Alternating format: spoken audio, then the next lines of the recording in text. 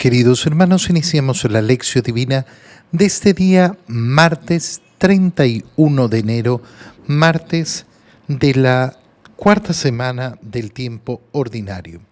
Por la señal de la Santa Cruz de nuestros enemigos, líbranos, Señor Dios nuestro, en el nombre del Padre, y del Hijo, y del Espíritu Santo. Amén.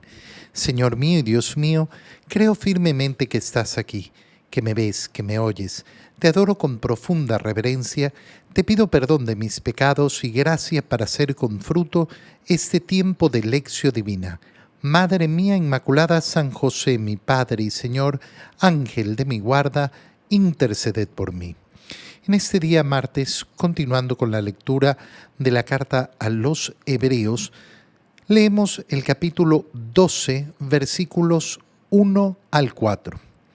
Hermanos, rodeados como estamos por la multitud de antepasados nuestros que dieron prueba de su fe, dejemos todo lo que nos estorba, liberémonos del pecado que nos ata para correr con perseverancia la carrera que tenemos por delante. Fija la mirada en Jesús, autor y consumador de nuestra fe. Él, en vista del gozo que se le propina, aceptó la cruz sin temer su ignominia, y por eso está sentado a la derecha del trono de Dios. Mediten, pues, en el ejemplo de aquel que quiso sufrir tanta oposición de parte de los pecadores, y no se cansen ni pierdan el ánimo, porque todavía no han llegado ustedes a derramar su sangre en la lucha contra el pecado. Palabra de Dios.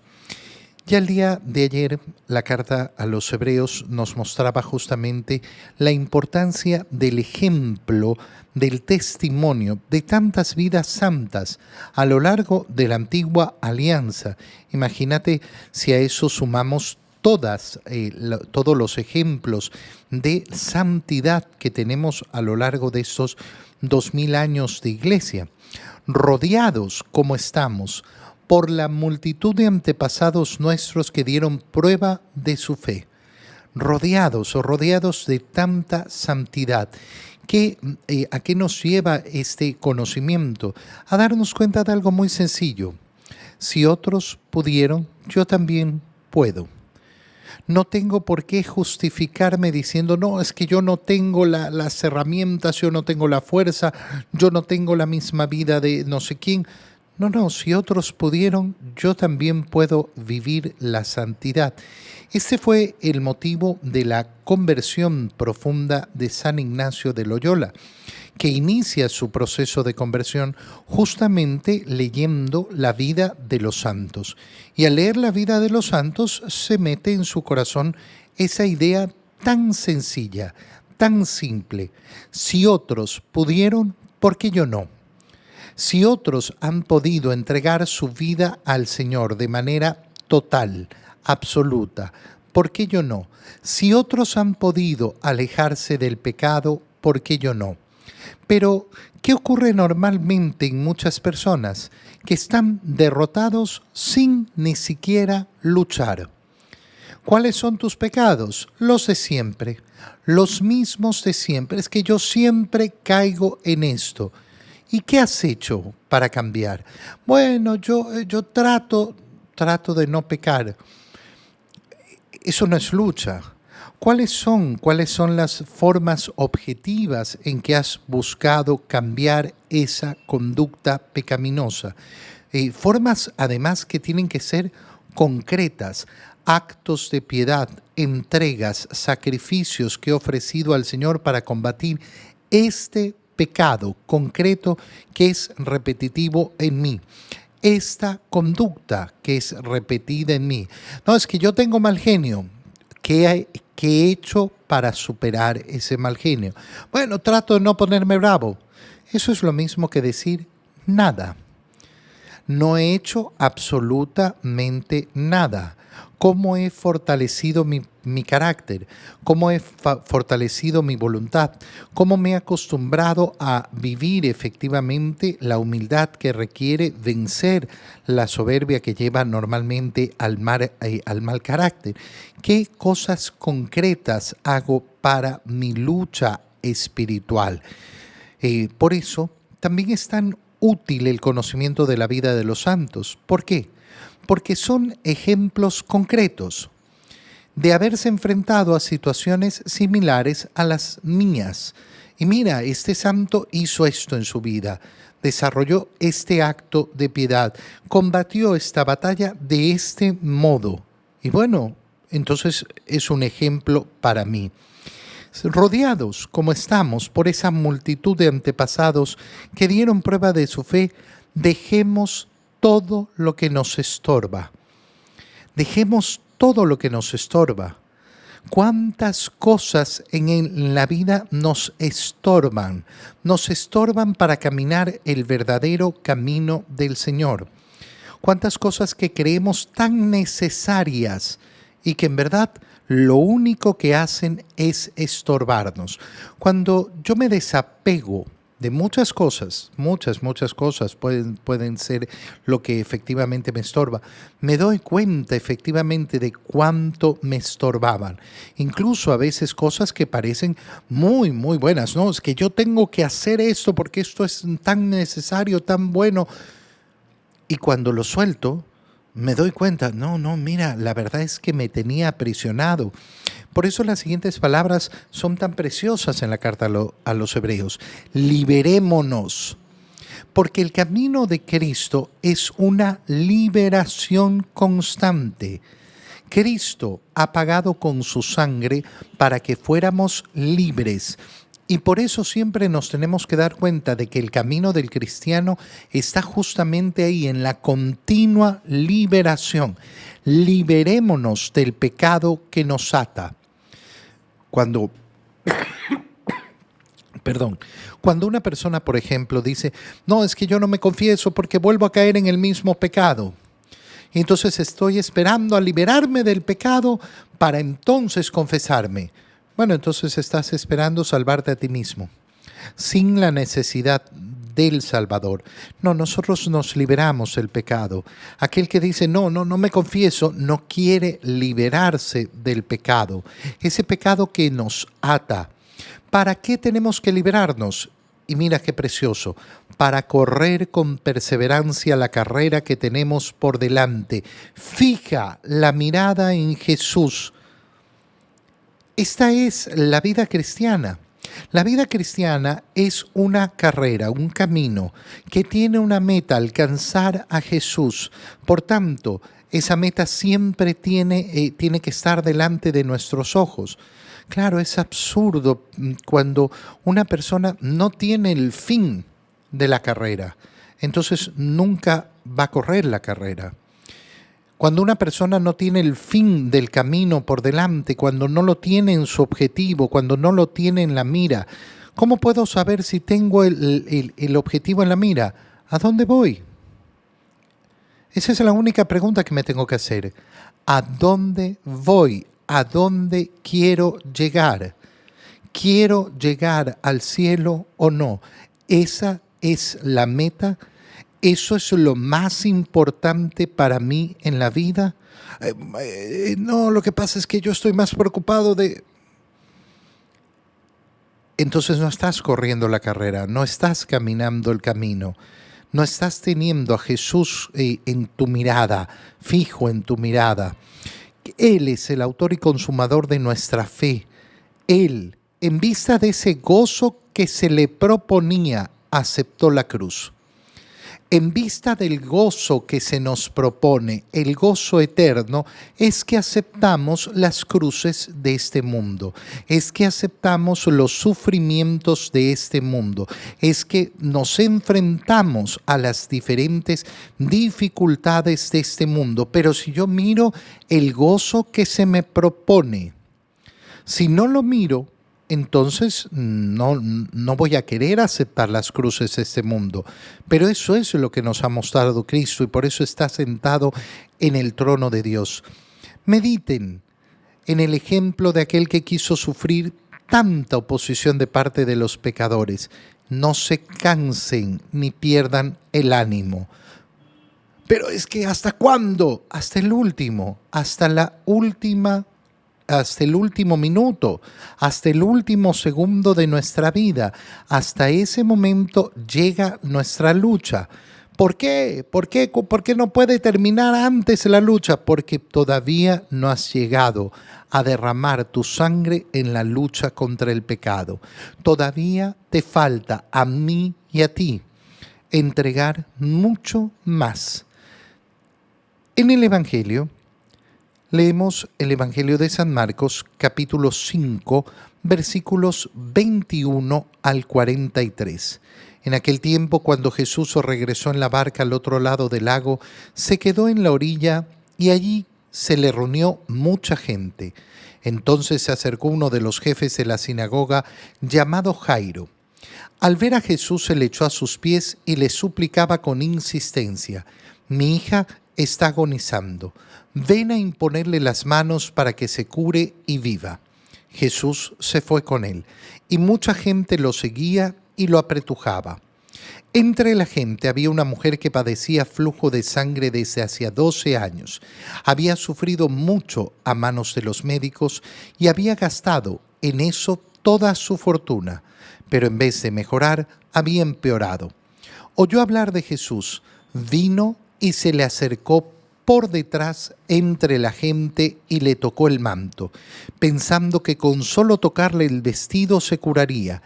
Inmediatamente se le secó la fuente de su hemorragia y sintió en su cuerpo que estaba curada. Jesús notó al instante que una fuerza curativa había salido de él. Se volvió hacia la gente y les preguntó: «¿Quién ha tocado mi manto?». Sus discípulos le contestaron: «¿Estás viendo cómo te empuja la gente y todavía preguntas: ¿quién me ha tocado?». Pero él seguía mirando alrededor para descubrir quién había sido. Entonces se acercó la mujer, asustada y temblorosa. Al comprender lo que había pasado, se postró a sus pies y le confesó la verdad.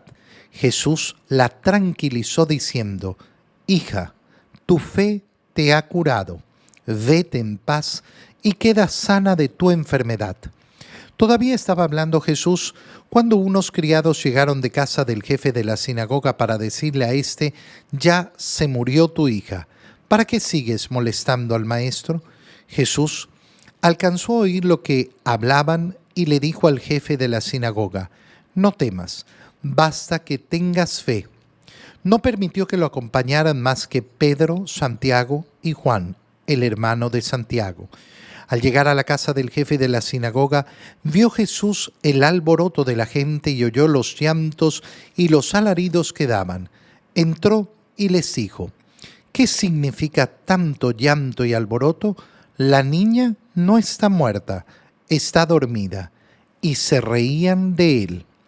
Entonces Jesús echó fuera a la gente y con los padres de la niña y sus acompañantes entró a donde estaba la niña, la tomó de la mano y le dijo: «Talita cum», que significa: «Óyeme, niña, levántate». La niña, que tenía 12 años, se levantó inmediatamente y se puso a caminar. Todos se quedaron asombrados. Jesús les ordenó severamente que no lo dijera a nadie y les mandó que le dieran de comer a la niña. Palabra del Señor.